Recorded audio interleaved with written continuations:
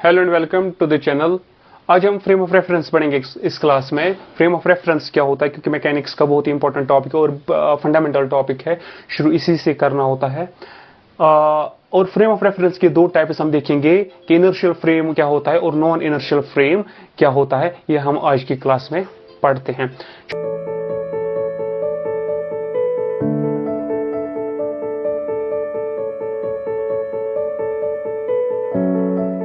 चलो हम शुरू करते हैं। तो फ्रेम ऑफ रेफरेंस होता क्या? Frame of reference basically observer जो किसी ऑब्जेक्ट की मोशन को मेजर कर रहा है, ये बेसिकली उसका एक पॉइंट ऑफ व्यू होता है जिससे ये इसकी मोशन को मेजर कर पाएगा। क्यों, ये क्यों जरूरत है, यही मैं समझाऊंगा। सबसे पहले तो हम शुरू करते हैं। सपोज एक बस है और बस में एक बंदा बैठा है और दूसरा बंदा बाहर ग्राउंड पे है और बस के अंदर डैशबोर्ड पे एक बुक रखी हुई है। तो हम सिनेरियो देखेंगे। तो जब इसको हम नाम रखेंगे ऑब्जर्वर 1 और बाहर वाला जो बंदा है इसको हम नाम रखेंगे ऑब्जर्वर 2। दोनों बुक की मोशन को स्टडी करना चाहते हैं, मेजर करना चाहते हैं कि बुक कितनी तेज चल रही है या क्या कर रही है। तो जब ऑब्जर्वर 1 बुक की तरफ देखेगा, ऑब्वियसली वो भी गाड़ी में है, बुक भी गाड़ी में है और गाड़ी आगे जा रही है 20 किलोमीटर पर आवर कुछ भी, तो ऑब्वियसली बुक ऑब्जर्वर 1 को बुक दिखेगी रेस्ट पे। तो ऑब्जर्वर 1 क्या लिखेगा? Rest, book is at rest. ये इसने अपना कंक्लूजन दे दिया, मेजरमेंट के रिजल्ट दे दिए। अब जब ऑब्जर्वर 2 बुक को देखकर इसकी मोशन को स्टडी करेगा तो ऑब्वियसली ये इसको बुक दिखेगी कि बुक चल रही है। अब बुक, क्योंकि वो गाड़ी में है तो गाड़ी के साथ चल रही है। तो जब इसको मेजर करेगा तो गाड़ी की स्पीड कुछ भी हो सकती है। तो जब ये बुक की तरफ देखेगा और इसकी मोशन को मेजर करना चाहेगा तो ये कैसे मेजर करेगा? तो एक तरीका ये है, अब ये बुक की तरफ देखेगा या गाड़ी की तरफ देखेगा तो ये स्टार्ट में टाइम इसको देखना है कि ये शुरू करेगा, इसका टाइम देखेगा और वहां पर देखेगा कि गाड़ी कहां पे है। तो सपोज टाइम इसने देखा कि 10 बजे है और इसने पोजीशन देखा कि जो गाड़ी है वो इस टाइम पे एक शॉप पे थी, शॉप 1 पे। अब यही ऑब्जर्वर थोड़ा टाइम वेट करेगा, अब वो चल रही है, कितनी तेज चल रही है, वही मोशन है, वही इसको मेजर करनी है कितनी तेज चल रही है। तो वो 10 सेकंड देगा उसको आगे चलने में। और अब इस 10 सेकंड के बाद इस पोजीशन से वो दूसरी पोजीशन पर पहुंचा, वो दूसरी शॉप है सपोज, तो इसने इसका नाम रखा कि दूसरी पोजीशन गाड़ी की 10 सेकंड के बाद जो है वो S2 है, शॉप 2 पर है। अब इसको दो किस्म की चीज, इसके यहाँ पे दो किस्म के डेटा मिले। एक तो इसने इनिशियल पोजीशन इसके पास है, गाड़ी की फाइनल पोजीशन पर इसके पास है, वो इनिशियल टाइम भी है, फाइनल टाइम भी। इनिशियल इसने 0 ले लिया और फाइनल टाइम इसने 10 सेकंड लिया, यानी कि पूरा टाइम ड्यूरेशन जो इसने गाड़ी को शॉप 1 से शॉप 2 तक पहुंचाने के लिए दी वो इसने 10 सेकंड्स दे दिए। तो लेंथ क्या है? तो लेंथ यहाँ से वहां तक जब इसने मेजर की, एक शॉप से दूसरी शॉप इसने लेंथ मेजर की, डिस्टेंस मेजर की, वो 20 मीटर्स आई और टाइम 10 सेकंड में। तो इसने वेलोसिटी होती है, स्पीड होती है बराबर डिस्टेंस डिवाइडेड बाई टाइम। जब हम यूनिफॉर्म स्पीड की बात करते हैं, हम आगे पढ़ेंगे, तो 20 डिवाइड बाई 10 ये निकल कर आता है 2 मीटर्स पर सेकंड। तो इसने मोशन इसकी मेजर की, इसने बोला बुक जो है यहाँ से जब गाड़ी शॉप 1 से शॉप 2 तक गई वो इस वक्त इसकी स्पीड थी 2 मीटर्स पर सेकंड। तो इसने बुक की मोशन मेजर की। अब एक कंक्लूजन पर पहुंचा, तो दूसरा ऑब्जर्वर बाहर का, इसने बोला बुक जो है मोशन में है और 2 मीटर्स पर सेकंड चल रही है। अब बुक तो बुक सेम ही ऑब्जेक्ट है एंड साइमल्टेनियसली बुक रेस्ट पर भी नहीं हो सकती और साइमल्टेनियसली चल भी रही है, ये इम्पॉसिबल है। तो यहाँ पर ही इसीलिए concept of frame of reference आता है मैकेनिक्स में, क्योंकि इसका पॉइंट ऑफ व्यू अलग है और इसका पॉइंट ऑफ व्यू अलग है। अब ये जो है ये अलग फ्रेम में है, ये चलते हुए फ्रेम में है, उसी फ्रेम में जिसमें बुक बैठी है, तो इसलिए इसको रेस्ट में दिख रहा है। और बाहर वाला बंदा जो है ये गाड़ी में नहीं है, ये ग्राउंड पर है, तो हम कहते हैं इसको ये दूसरे फ्रेम ऑफ रेफरेंस फ्रेम में है। तो जब ये दूसरे फ्रेम ऑफ रेफरेंस में है इसीलिए इसको बुक चलती हुई दिख रही है और इसने मेजर की। यही वजह है कि जब हम, तो यहाँ पर भी यही से शुरू होगा ये कॉन्सेप्ट कि जब भी हम किसी बॉडी की मोशन को मेजर करना चाहते हैं, स्टडी करना चाहते हैं, तो सबसे पहले हमें फ्रेम ऑफ रेफरेंस फिक्स करना है। तो frame of reference basically observer का एक प्लेटफॉर्म है। ऑब्जर्वर जो मेजरर है, जो स्टडी करने वाला है, इसका एक प्लेटफॉर्म है जहां पर ये मोशन को स्टडी करता है। अब या तो ये ग्राउंड पे होगा तो फ्रेम ऑफ रेफरेंस ग्राउंड के साथ अटैच्ड है, या तो ये गाड़ी में होगा तो गाड़ी के साथ फ्रेम ऑफ रेफरेंस भी चल रही है। तो इसी हिसाब से फ्रेम ऑफ रेफरेंस के और दो टाइप्स भी बन जाते हैं कि स्टैटिक फ्रेम ऑफ रेफरेंस है या इनर्शियल फ्रेम ऑफ रेफरेंस है, या तो मूविंग फ्रेम ऑफ रेफरेंस, या तो रुका हुआ होगा या तो मूविंग होगा, स्टेशनरी फ्रेम ऑफ रेफरेंस या मूविंग फ्रेम ऑफ रेफरेंस। अब ये बंदा जिसने ये मोशन स्टडी की, जैसे यहाँ पे इसने की, अब इसको ये मोशन जो है इसको ये बुक में लिखनी है या किसी पेपर में लिखना है, ताकि बाकी इसके बारे में बाकी पढ़ सके। अब उनको भी ये समझ में आना चाहिए कि ये मोशन जो 2 मीटर पर सेकंड इसे निकाली है, कैसे निकाली है। क्योंकि एक एक्सपेरिमेंट का एक रूल है कि एक्सपेरिमेंट वही फिजिक्स में या साइंस में वही एक्सपेरिमेंट एक्सेप्टेबल होता है, वही एक्सपेरिमेंट माना जाता है जिसको रिपीट किया जा सके, जो रिपीटेबल हो, जिसको कोई और रिपीट भी कर सकता है। इसी वजह से जब हम पेपर्स लिखते हैं या बुक वगैरह में लिखेंगे ये चीज़ें, तो ये ऐसे लिखनी होती हैं कि सारा प्रोसीजर वहाँ पे लिखना होता है। इसको हम बोलते हैं सारी मेथडोलॉजी दिखानी होती है कि हमने ये एक्सपेरिमेंट कैसे कैसे किया, कौन सी चीज़ें इसमें यूज़ की, ताकि वो भी वही मेथडोलॉजी जब यूज़ करे, वो एक्सपेरिमेंट रिपीट करे, उसको भी वही रिजल्ट्स आने चाहिए जो इसको आए। वो साइंस में उसको एक्सपेरिमेंट बोलते हैं। वो उस चीज़ को एक्सपेरिमेंट नहीं बोलेंगे जो रिपीट नहीं हो सकता। और अगर मैंने कोई एक्सपेरिमेंट किया, मैंने वो पेपर में लिखा, कहीं पे जर्नल में डाला, तो अगर मैंने अपने एक्सपेरिमेंट मैंने सही से किया है, लेकिन वहाँ पर मेथडोलॉजी मैंने सही से नहीं लिखी है, और जो दूसरा एक्सपेरिमेंट पढ़ेगा वो रिपीट करना चाहेगा, तो मैंने चूंकि पूरी इन्फॉर्मेशन वहाँ पे नहीं दी है, तो वो नहीं कर पाएगा या उसको रॉन्ग रिजल्ट्स आए क्योंकि मैंने मेथडोलॉजी पूरी नहीं लिखी। तो ये रिजेक्ट हो जाती है ये चीज़। ये साइंस में जो है ये सही तरीका नहीं होता है। तो मेन चीज़ नहीं होती खाली मोशन कर मेजर करना मोशन दिमाग में। इम्पॉर्टेंट ये भी है कि अब इसको जो है रिपोर्ट करना है, इसको लिखना है फिर बुक में, पेपर वगैरह में, ताकि दूसरे जो है वो भी इसको स्टूडेंट जो वो इसको पढ़ सके, या जिसके लिए वो इन्फॉर्मेशन इंपॉर्टेंट है तो उनको भी समझ में आना चाहिए। अब वो कैसे समझ में आएगा? अब इसके लिए क्या होता है कि अब इसके लिए मानना पड़ता है, जब यही सीखना है हमें फ्रेम ऑफ रेफरेंस में, इसके लिए हम मानेंगे जो भी ऑब्जर्वर है, चाहे जिसने ऑब्जर्व किया हो, स्टडी किया हो, फिर बुक में लिखा हो, या मैं खुद अभी कुछ सीख रहा हूँ, पढ़ रहा हूँ, तो ऑब्जर्वर मैं हूँ। तो हमें मान के ये चलना है कि जहाँ पर मैं खड़ा हूँ, तो एक आर्म हम राइट साइड से बाहर निकालेंगे, एक आर्म हम फ्रंट साइड से बाहर निकालेंगे। बिल्कुल जैसे ये बंदा यहाँ पे बैठा है, तो फ्रंट साइड से मानो ये इसकी आर्म है और ये राइट साइड में इसकी आर्म है। और अब सपोज ग्राउंड पे मुझे वहां पर उस पॉइंट तक पहुंचाना है। अब बेसिकली क्या है कि जब ऑब्जर्वर 2 ने गाड़ी की पहली पोजीशन शॉप 1 लिखा, वो उसके दिमाग में था वो सारा, लेकिन जब उसको दूसरे को रिपोर्ट करना है, वो वहां पर नहीं लिखेगा वो इनिशियल पोजीशन शॉप 1 थी, क्योंकि पढ़ने वाला पता नहीं कहाँ का होगा, दूसरे मुल्क का, दूसरे सिटी का, उसको पता नहीं होगा शॉप 1 कहाँ पर है। इवन नाम भी लिख सकता है, तो लेकिन उसको नहीं पता होगा कहाँ पर है, तो वो सही तरीका नहीं है। तो ये कंफ्यूजन दूर करने के लिए क्या किया जाता है कि ऑब्जर्वर, चाहे जिसने एक्चुअल एक्सपेरिमेंट किया हो या चाहे पढ़ रहा हो, वो अपने आप को उस एक्चुअल ऑब्जर्वर के, एक्सपेरिमेंटिस्ट जो है एक्सपेरिमेंटर, तो उसकी जगह अपने आप को रखेगा और अपने राइट साइड आर्म बाहर निकालेगा और ये एक रेफरेंस मानेगा। फ्रंट साइड एक आर्म निकालेगा, ये दूसरे रेफरेंस मानी जाएगी। 2 रेफरेंसेस। अब इन 2 रेफरेंसेस को यूज करके इनिशियल पोजीशन ये लोकेट कर सकता है, या कोई भी लोकेट कर सकता है, जब वो खुद को ऑब्जर्वर मानेगा अपना राइट साइड और अपना फ्रंट साइड यूज करके। अब सपोज वहां पर नीचे फ्लोर पर एक लोकेशन है जहां पर सपोज गाड़ी इनिशियली वहां पर ही थी, शॉप पे नहीं थी, वहीं पे थी। तो जब मैं लिखूंगा इस पहली इनिशियल पोजीशन के बारे में, वो इनिशियल लोकेशन वहां पे थी, तो मैं क्या लिख सकता हूं? मैं लिख सकता हूं मेरे राइट साइड से शुरू करके जो है फ्रंट की तरफ चलना है 3 स्टेप्स। तो मैंने शुरू किया अपने राइट साइड से, फ्रंट की तरफ में चला 3 स्टेप्स, तो यहाँ 3 स्टेप्स चल के मैं यहाँ पे पहुंचा। अब इनिशियल लोकेशन वहां नहीं है, वो वहां पे है। अब मुझे राइट साइड टर्न करना है और चलना है मुझे। सपोज ये यहाँ पे मैं लिखूंगा, इसको मैंने लिखी 3 स्टेप्स। अब यहाँ से मैं लिखूंगा मुझे चलने 4 स्टेप्स। अब मैं जब 4 स्टेप्स चलूंगा तो मैं उस लोकेशन पर पहुंचा। अब यही मैं पेपर में लिखूंगा, तो मैं लिखूंगा कि राइट साइड से आगे 3 स्टेप्स और फ्रंट साइड से वहां की तरफ जो है 4 स्टेप्स। मैं उस लोकेशन पर पहुंचा।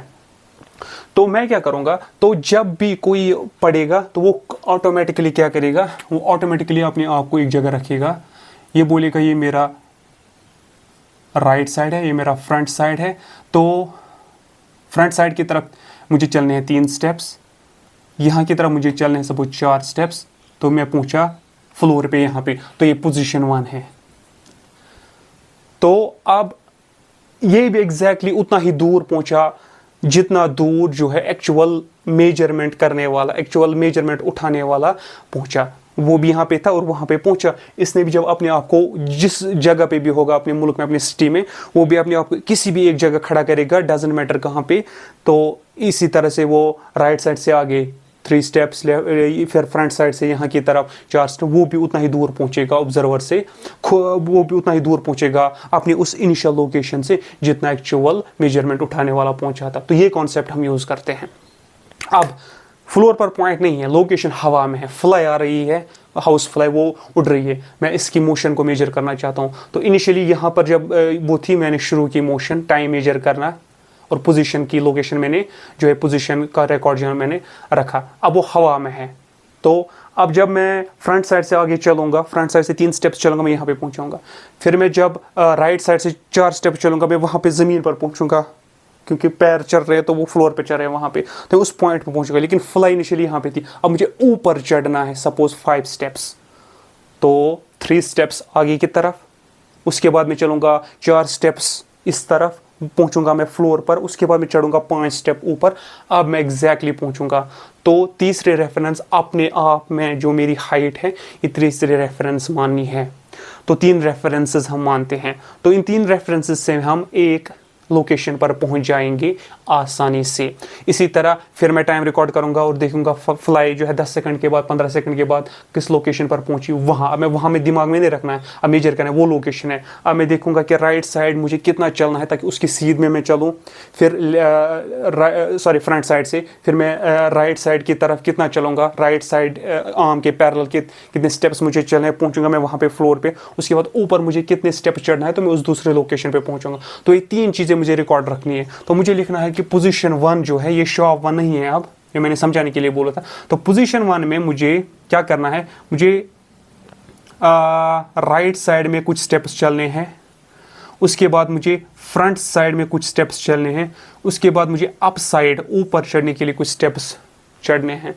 इसी तरह मैं लोकेशन दूसरी को बोलूँगा यहाँ पे R1 F1 U1, इसी तरह मुझे यहाँ पे R1 R2 F2 U2 ऐसे, यानी कि दूसरी पोजीशन तक पहुँचने के लिए सपोज 10 स्टेप्स राइट साइड में, 5 स्टेप्स फ्रंट साइड में और ऊपर फिर 15 स्टेप्स कुछ। तो ये लोकेशन पर भी पढ़ने वाला खुद पहुँचाएगा खुद को, इनिशियली जहाँ पर भी रखेगा खुद को वो यहाँ पर पहुँचाएगा, उसको भी वही वैल्यूज़ मिलेंगी जो उसको मिले थे एक्चुअल एक्सपेरिमेंटल को, डजंट मैटर वो कहाँ पर बैठेंगे। और ये भी किसी उस पोजीशन तक पहुँचेगा। 2 पोजीशन को हम ऐसे मार्क करेंगे और फिर हम उनकी दरमियान की डिस्टेंस को मेजर करेंगे। टाइम तो हमने मेजर किया ही होगा, तो divide distance divide by time से हमें स्पीड मिलेगी, वेलोसिटी मिलेगी, तो हमें जो है मोशन को मेजर कर सकते हैं। तो ये बंदा जो है, तो फ्रेम ऑफ रेफरेंस बेसिकली जो है, ये मान के चलना है कि फ्रेम ऑफ रेफरेंस एक प्लेटफॉर्म है जहां पर ऑब्जर्वर बैठ के बॉडी की मोशन को मेजर करता है। और ये मेजर करने के लिए ये यूज क्या करता है, 2 चीजें। एक, ये 3 रेफरेंसेस ये यूज करता है। इन 3 रेफरेंसेस को हम इकट्ठे बोलते हैं कोऑर्डिनेट सिस्टम। तो ये बंदा जो है, इसने एक कोऑर्डिनेट सिस्टम यूज किया, यही हम कहते हैं कोऑर्डिनेट सिस्टम। इसको यूज करना है। तो फ्रेम ऑफ रेफरेंस एक तो कोऑर्डिनेट सिस्टम का बना होता है, प्लस अब कोऑर्डिनेट सिस्टम से तो एक खाली पोजीशन लोकेट कर पाएगा। इनिशियल पोजीशन ये है, फाइनल पोजीशन ये है। अब इनिशियल पोजीशन और फाइनल पोजीशन से इसको ये चीज मिलेगी, किसने कितना डिस्टेंस कवर, किसने कितनी डिस्प्लेसमेंट कवर की, ये कितना चला, ये चीजें इसको मिलेंगी। अब उस पोजीशन से हम खाली डिस्टेंसेस, डिस्प्लेसमेंट्स निकाल सकते हैं। लेकिन मोशन को स्टडी करने के लिए, मोशन होती है स्पीड, वेलोसिटी, एक्सेलरेशन, वो चीजें, उन चीजों को मेजर करने के लिए टाइम का पता होना जरूरी है। इनिशियली जहां पे था कब था, फाइनली जहां पर पहुंचा कितना टाइम दिया पहुंचने में, उसी से गो डिस्टेंस विद टाइम, दोनों इंफॉर्मेशन से मोशन मेजर कर सकेंगे। तो वो टाइम जो है उसके लिए एक तो frame of reference, that means frame of reference में एक तो कोऑर्डिनेट सिस्टम चाहिए जिससे पोजीशंस मिलेंगे, और दूसरा चाहिए हमें क्लॉक। दूसरा हमें क्लॉक चाहिए या स्टॉप वॉच, कोई भी टाइम मेजरिंग डिवाइस चाहिए। और coordinate system along with clock, इसी को हम बोलेंगे ये फ्रेम ऑफ रेफरेंस हो जाता है। क्योंकि यही 2 चीजें मिलकर हमें मोशन स्टडी करके देती हैं। यही दो चीज़ें हम यूज़ करेंगे। कोऑर्डिनेट सिस्टम से पोजीशंस निकालेंगे, क्लॉक टाइम देगा, पोजीशन से डिस्टेंस डिस्प्लेसमेंट्स निकलेंगी, क्लॉक टाइम देगा, डिवाइड करके हमें स्पीड मिलेगी, वेलोसिटी वगैरह मिलेंगी। तो हम इसी को हम बोलते हैं हमने मोशन को मेजर किया। तो बेसिकली फ्रेम ऑफ रेफरेंस के बारे में दो चीज़ें याद रखनी है। एक ये ऑब्जर्वर का एक प्लेटफॉर्म है जहाँ पर वो जिस पे रह के वो मोशंस, बॉडी की मोशंस को मेजर कर पाता है, अदरवाइज नहीं कर पाएगा। जैसे कंफ्यूजन हो गया वहाँ पे रेस्ट मानेंगे कि मोशन मानेंगे। तो सबसे पहले मोशन में, मैकेनिक्स में हमें फ्रेम ऑफ रेफरेंस को चूज करना है। हाँ, मैं कोई चीज़ स्टडी कर रहा हूँ तो सबसे पहले मुझे बुक में लिखना है, पेपर में यही चीज़ है मैं कहाँ पे खड़ा था। अब ऐसे ही लिखना है कि मैं जहाँ पे भी खड़ा था तो पहली पोजीशन मेरे राइट साइड से इतनी दूर, लेफ्ट साइड से इतनी दूर, मेरे अप साइड की तरफ इतनी दूर थी। तो ये बेसिकली होता है फ्रेम ऑफ रेफरेंस, ताकि पढ़ने वाले को पता चले कि जहाँ पर भी वो पढ़ने वाला खड़ा हो जाए, जहाँ पर भी वो खड़ा जाए, उसको पता है कि इनिशियल पोजीशन वहाँ थी कि मैं अपने फ्रंट साइड की तरफ इतने स्टेप्स चला जो लिखने वाले ने मेंशन किया था, इसी तरह राइट साइड में, इसी तरह ऊपर। तो इससे हम जो है पूरी मैकेनिक्स, पूरी मोशन को स्टडी कर पाते हैं, और स्टडी ऑफ मोशन ही को हम मैकेनिक्स बोलते हैं। इसी वजह से मैकेनिक्स में concept of frame of reference आ जाता है। अब फ्रेम ऑफ रेफरेंस के दो टाइप्स है जो फिजिक्स में हम यूज करते हैं। एक तो इनर्शियल फ्रेम, दूसरा है non inertial frame of reference. अब इनर्शियल फ्रेम ऑफ रेफरेंस क्या होता है, को non inertial frame of reference क्या होता है। Non inertial frame of reference को एक्सेलरेटेड फ्रेम ऑफ रेफरेंस भी बोलते हैं। अब फ्रेम ऑफ रेफरेंस, दिमाग में जब भी फ्रेम ऑफ रेफरेंस सुनना है तो दिमाग में लाना है कि एक ऑब्जर्वर एक क्लॉक के साथ कहीं पे खड़ा है और मोशन को मेजर कर रहा है। तो वो ऑब्जर्वर खुद कोऑर्डिनेट सिस्टम है और क्लॉक बनेगा टाइम मेजरिंग डिवाइस। तो दोनों को इकट्ठे हम बोलेंगे फ्रेम ऑफ रेफरेंस। अब इसी से हमें जो है मोशन को स्टडी करनी है। इनर्शियल फ्रेम ऑफ रेफरेंस वो फ्रेम ऑफ रेफरेंस होता है जहां पर ऑब्जर्वर या तो रेस्ट पे हो या तो कांस्टेंट वेलोसिटी, यूनिफॉर्म वेलोसिटी पे हो। इसका मतलब क्या है? इसका मतलब है कि मैं उस गाड़ी में हूं जो स्ट्रेट रास्ते पे जा रही है, कहीं पे टर्न नहीं है, बल्कि स्ट्रेट रास्ते पे जा रही है और एक ही स्पीड है उसकी, ना एक्सेलरेटर दबा रही है ना ब्रेक दबा रही है, एक ही स्पीड पर जा रही है और सीधे रास्ते पर जा रही है। ऐसी स्पीड को हम बोलते हैं कि गाड़ी जो है ये कांस्टेंट वेलोसिटी में है। तो अगर मैं एज एन ऑब्जर्वर मैं कोई मोशन स्टडी कर रहा हूँ, मुझे मेजर करनी है, जैसे मैंने अभी इनिशियल पोजीशन, फाइनल पोजीशन से समझाया, तो मैं ये सब चीज़ें जो मैं कर रहा हूँ वो या तो मैं ज़मीन पर मतलब ज़मीन में रेस्ट पे हूँ और तब कर रहा हूँ, या तो मैं अगर मैं चलते हुए भी करूँ तब भी मुझे रिजल्ट सेम मिलेंगे, लेकिन प्रोवाइडेड मैं उस गाड़ी में हूँ जो एक ही डायरेक्शन में जा रही है और एक ही स्पीड पर जा रही है। और इस केस को मैं बोलता हूं कि मैं इनर्शियल फ्रेम ऑफ रेफरेंस हूं, या मैं इनर्शियल फ्रेम ऑफ रेफरेंस मैं हूं। अब दूसरा है non inertial frame of reference. Non inertial frame of reference है जो अब तीसरी सिचुएशन बची, या तो मैं रेस्ट पे हूंगा, या तो मैं एक ही डायरेक्शन में एक ही स्पीड पर चल रहा हूं। अब तीसरी सिचुएशन है या तो मैं एक्सेलरेट हो रहा हूं या तो डिसेलरेट हो रहा हूं, या तो मैं तेज स्पीड बढ़ा रहा हूं या तो ब्रेक दबा रहा हूं, मेरी स्पीड ज्यादा थी वो कंटिन्यूसली कम हो रही है। इसको हम दोनों केस को हम बोलते हैं मैं एक्सेलरेशन में हूं। अगर मैं उस गाड़ी में हूं जो एक्सेलरेट हो रही है तो मैं कहता हूं कि मैं खुद नॉन इनर्शियल फ्रेम हूं, या मैं उस चीज में हूं जिसको मैं नॉन इनर्शियल फ्रेम बोलूंगा, इनकी एक्सेलरेटेड चीज में हूं। या तो मैं खुद एक्सेलरेशन में हूं तो मैं खुद बनूंगा एक्सेलरेटेड फ्रेम, या तो मैं गाड़ी में हूं जो एक्सेलरेट हो रही है तो मैं खुद एक्सेलरेटेड फ्रेम में हूं। अब इन दोनों की सिग्निफिकेंस क्या है, ये दो डिस्टिंक्शन क्यों करने पड़े हमें फ्रेम ऑफ रेफरेंस की। एक बंदा जो इनर्शियल फ्रेम में होता है वो डायरेक्टली बाहर वाली चीज को स्टडी करने के लिए डायरेक्टली न्यूटन लॉ अप्लाई कर सकता है। F = ma अप्लाई कर सकता है। वो initial position, final position, time divide करके वेलोसिटी निकालेगा। तो F = ma अप्लाई करके निकालेगा कि अगर वो एक बंदे ने उस बॉडी पर फोर्स लगाया और वो कितनी, उस फोर्स से वो कुछ किसी एक्सेलरेशन पे उसने फोर्स लगाया, तो इसने सपोज इसको पता है कि फोर्स कितना लगा है, या उसको पता नहीं है फोर्स कितना लगा, उसको मेजर करें, उसको पता है कि बॉडी का मास इतना है, तो उसने लिखा m = 10 किलोग्राम्स। अब उसने देखा कि जब फोर्स लगा वो वहाँ पे थी, अब कुछ सेकंड के बाद वो वहाँ पर पहुंची, उसने एक पोजीशन से दूसरी पोजीशन तक जाने के लिए कुछ सपोज 10 सेकंड दिए, फिर वहाँ से तीसरी पोजीशन 15 सेकंड, फिर वहाँ से चौथी पोजीशन जाने के कुछ सेकंड्स दिए, तो उसने फिर टोटल इसने पहले पोजीशन दूसरी पोजीशन के दरमियान जो डिस्टेंस थी उसको टाइम डिवाइड किया, जो पहला उसका टाइम था तो उसको वहाँ की स्पीड मिली, फिर उसने दूसरी पोजीशन से तीसरी पोजीशन तक जब गाड़ी गई उस इंटरवल का टाइम डिवाइड किया तो वहाँ की स्पीड मिली। अब इसने कंपेयर किया कि पहली स्पीड जो है कम है, दूसरी स्पीड जो है वो ज़्यादा है, तो इसने देखा कि इसका मतलब स्पीड बढ़ रही है तो वो एक्सेलरेट हो रही है। तो इसने एक्सेलरेशन को इसी तरह इसने स्पीड कितनी चेंज हुई, सपोज पहले 5 मीटर पर सेकंड थे, फिर 10 मीटर पर सेकंड थी, इसने क्या किया, इसने final speed 10 minus initial speed 5 divide by time जो है यहाँ से यहाँ तक जो टाइम लगा, टाइम की डिफरेंस, तो इसने वो डिवाइड किया तो उसको एक्सेलरेशन मिली। जब एक्सेलरेशन मिली उसको मास भी पता, इसने F is M A M A use किया, तो इसने मास को 10 को एक्सेलरेशन मल्टीप्लाई किया, उसको फोर्स निकला, तो इसको समझ में उस बंदे ने कितना फोर्स लगाया है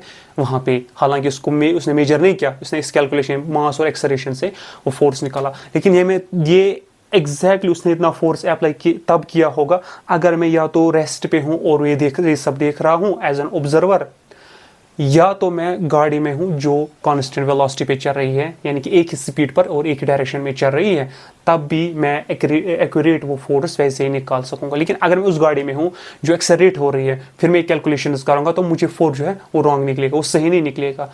तो इसका मतलब ये होता है कि दो फ्रेम्स में फ़र्क है। तो इनर्शियल फ्रेम में याद रखना है कि मैं तीनों न्यूटन्स लॉज सारे में अप्लाई कर सकता हूं अगर मैं इनर्शियल फ्रेम में हूं। अगर मैं नॉन इनर्शियल फ्रेम में हूं तो मैं न्यूटन्स लॉ अप्लाई डायरेक्टली नहीं कर सकता। अब अगर डायरेक्टली नहीं अप्लाई कर सकता तो कोई तो वर्क अराउंड होना चाहिए कि मैं नॉन इनर्शियल फ्रेम में भी अप्लाई कर सकूं। हम क्यों पढ़ें वो? अगर हम नॉन इनर्शियल फ्रेम से काम चलेगा तो इतनी कॉम्प्लेक्सिटी क्यों लानी है मेजरमेंट में वगैरह में। अब सपोज मैं कहीं ऐसी जगह हूँ जहाँ पर मैं ना तो वो पॉसिबल है कि रुक सकती है, ना तो पॉसिबल ये है कि वो कांस्टेंट वेलोसिटी पे हो सकती है, वो हमेशा एक्सेलरेशन में होगी या कंटिन्यूसली डायरेक्शन चेंज कर रही होगी। मैं ऐसे फॉर एग्जांपल मैं ऐसी बस में हूँ, गाड़ी में हूँ जो कंटिन्यूसली सर्कुलर मोशन में है, या मैं जहाज़ में हूँ जो कंटिन्यूसली ऐसे आर्क कर रहा है, आर्क फैशन में जो है मूव कर रहा है, तो जब भी डायरेक्शन चेंज होगी तो उसको भी एक्सेलरेशन बोलते हैं, अगर स्पीड सेम भी होगी। तो ऐसी सिचुएशन में हम नहीं कहेंगे कि हम वेट करेंगे जब तक कि रास्ता सीधा ना हो जाए, स्पीड एक ना हो जाए, वो हमेशा एक्सेलरेशन में होगा, तो वेट नहीं करेंगे। तो उसके लिए तो कुछ कॉन्सेप्ट होना चाहिए। अब उसके लिए ये है कि न्यूटन्स लॉ डायरेक्टली अप्लाई नहीं हो सकता, हम नहीं डायरेक्टली यूज कर सकते। F is equal to M A, हमें थोड़ा और ऐड करना है, और ये जो ऐड हम करते हैं वो हम करते हैं उसको बोलते हैं सीड ऑफ फोर्स ऐड करना। क्योंकि जब हम एक्सेलरेशन में होते हैं, सपोज गाड़ी आगे एक्सेलरेट हो रही है तो हमें पीछे की तरफ फोर्स लगता है, तो इसको हम बोलते हैं सीडो फोर्स। क्यों सीडो? मतलब फॉल्स फोर्स, ये एक्चुअल फोर्स क्यों नहीं है? क्योंकि एक्चुअल फोर्स की डेफिनेशन है the interaction between two bodies. जब दो बॉडीज इंटरेक्ट करती है तो एक बॉडी उसमें दूसरे बॉडी को पुश करती है या पुल वगैरह करेगी, तो वो फोर्स कहलाता है। या जरूरी नहीं है फिजिकल टच करना, दूर से भी एक्शन एट अ डिस्टेंस, एक मैग्नेट दूसरे मैग्नेट को अट्रैक्ट कर रहा है या रिपेल कर रहा है, तो दूर से भी दो बॉडीज इन्वॉल्व जो इंटरेक्ट हो रही है थ्रू फील्ड, उसको हम बोलते हैं मैग्नेटिक फील्ड के थ्रू इंटरेक्ट करती है, या दो charged positive charge negative charge या पॉजिटिव रिपल, वो भी इलेक्ट्रिक फील्ड के थ्रू फोर्स इंटरेक्ट कर रही है। तो चाहे फिजिकल इंटरेक्शन हो या फील्ड के जरिए interaction, action at a distance, तो वो एक्चुअल फोर्सेस होते हैं। लेकिन जब गाड़ी पर हम पर अंदर से फोर्स लगती है, जब एक्सेलरेट हो रही है, ब्रेक देती है, तो ये सीडो फोर्स, क्योंकि कोई चीज़ हमें धक्का नहीं देती है, पुश पुल नहीं करती हैं, तो वो सीडो फोर्स होते हैं। तो इन सीडो फोर्सेस को हमें यहाँ पे ऐड करना होता है, इन फिक्टिशियस फोर्सेस को, जैसे सेंट्रीफ्यूगल फोर्स है, या गाड़ी सर्कुलर मोशन में जा रही है तो ऑटोमेटिकली हमें बाहर की तरफ धक्का लगता है, तो इन फोर्सेस को हमें ऐड करना पड़ता है। न्यूटन्स लॉ में F is equal to M A के साथ हमें फोर्स के साइड से सीडो फोर्स भी ऐड करना होता है वगैरह। ये मैं सिखाऊंगा आगे जाके, आगे क्लासेस में जब हम न्यूटन्स लॉ अप्लाई करेंगे, तो तब जाके हम सीडो फोर्स को ऐड करके हम एग्जैक्टली वही फोर्स का वैल्यू निकालेंगे जो इस बंदे ने निकाली थी जब वो रुका हुआ था। तो वो वर्क अराउंड ये है कि यहां पर हमें pseudo forces, fictitious forces add करने होते हैं। फिक्टिशियस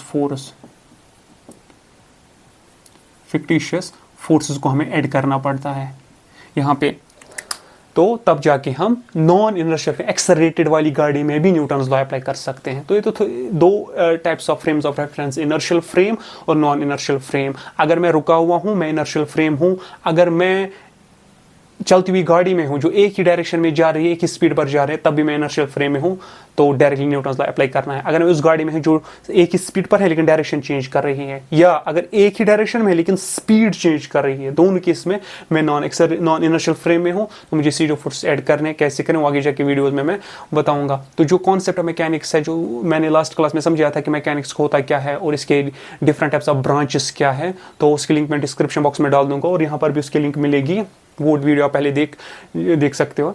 तो उसके बाद इस वीडियो की बारी आई, क्योंकि मैकेनिक्स का कॉन्सेप्ट जो है, इसका फंडामेंटल कॉन्सेप्ट है फ्रेम ऑफ रेफरेंस, क्योंकि मोशन जो है ये फ्रेम ऑफ रेफरेंस पर डिपेंड करती है कि कौन मोशन को स्टडी कर रहा है, पहले उसको अपनी पोजीशन जो है बतानी है कि वो कहाँ पे है, जो हम कोऑर्डिनेट सिस्टम और क्लॉक से बता देते हैं, तो इसी को हम फ्रेम ऑफ रेफरेंस बोलते हैं। Thank you.